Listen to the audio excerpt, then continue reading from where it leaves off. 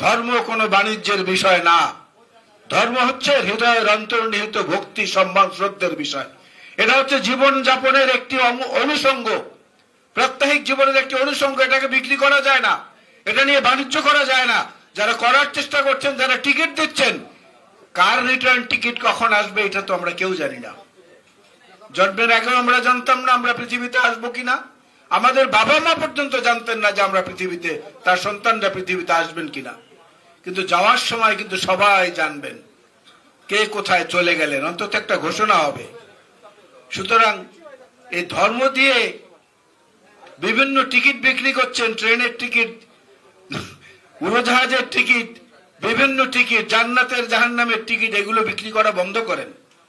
দস্তুর মতো শিরক করা হচ্ছে, দস্তুর মতো নাফরমানি করা হচ্ছে, দস্তুর মতো বেদাত করা হচ্ছে, অধর্ম, ধর্মের বিরুদ্ধের কাজকর্মগুলো করা হচ্ছে।